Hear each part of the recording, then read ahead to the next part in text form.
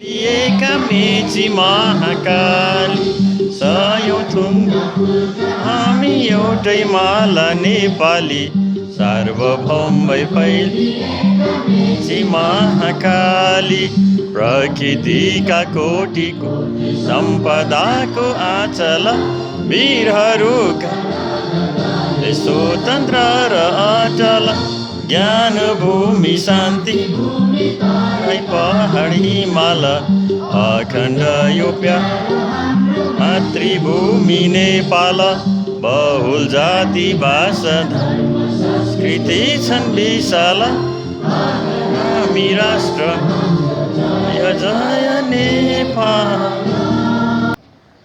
Hands side, hands down. Stand easy, attention. Stand easy, attention. Now all of you be ready for school song.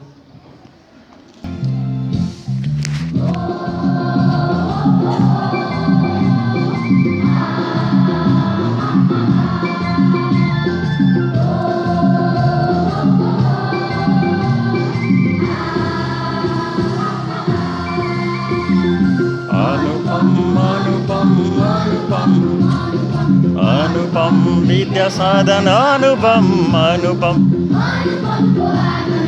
जिउने कला सिक्नु छ.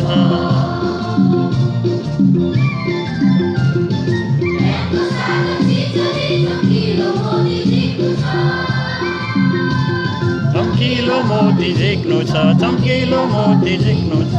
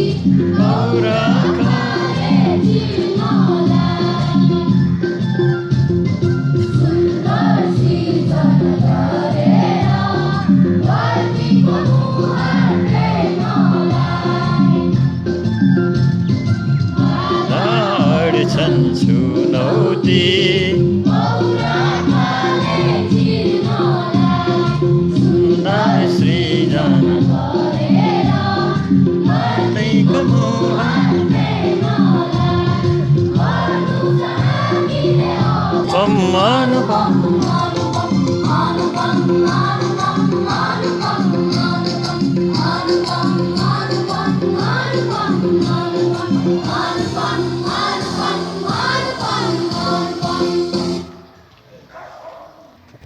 Hands side, hands up, clap your hands. Hands side, sound. Stand easy, attention. Now I would like to welcome the speaker to deliver their speech. You might have made off okay. A bit loudly. Namaskar and good morning to you all. Namaskar and good morning to you all. Respected principal sir, vice principal sir, teachers, brother, sister, and my dear friend. As you all know, it's me, Rohit Thakur, from class 5, standing in front to deliver short and sweet speech on a topic of horse. First of all, I like to thank the organizer who organized this type of program, which helps the confident level of the student. Now my topic goes like this: the horse. Horse is the great friend of the man.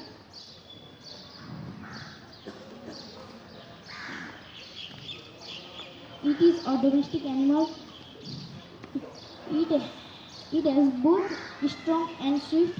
It can be run along. It can head. It has long and a long and strong body and long bushy tail, and it can be run very fast. Thank you.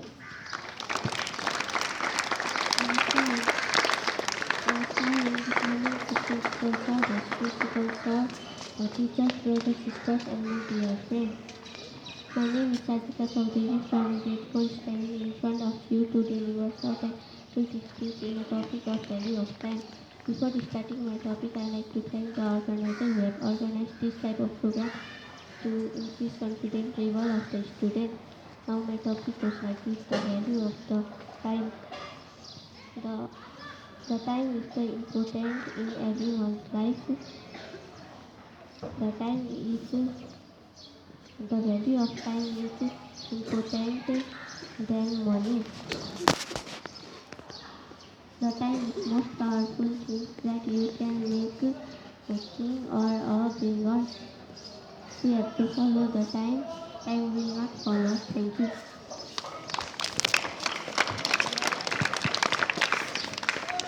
आदरणीय प्रबन्धकज्यू उपप्रबन्धकज्यू गुरुवर्ग तथा मेरा para साथीभाइहरू म शशाङ्क कमसल कक्षा 8 को छात्र यस वक्तृत्व कलामा भाग लिनु पाउँदा निकै खुसी छु म यो वक्तृत्व कलाको आयोजकलाई धन्यवाद भन्न चाहन्छु मेरो वक्तृत्व कलाको शीर्षक हो भूकम्प म मेरो र हजुरहरूको समय खेर नफालिकन मेरो शीर्षक अगाडि बढाउन चाहन्छु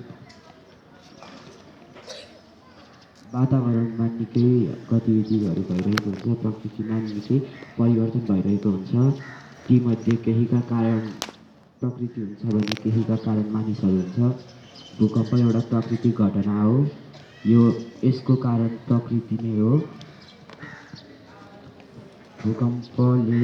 भूकम्पले निकै हानि पनि पुर्याउँछ भूकम्पबाट बस्नको लागि हामी खुल्ला ठाउँमा बस्न सक्छौँ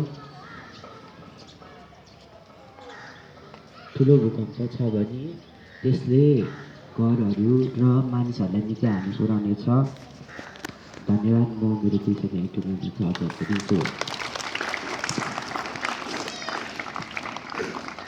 Hands up, bro.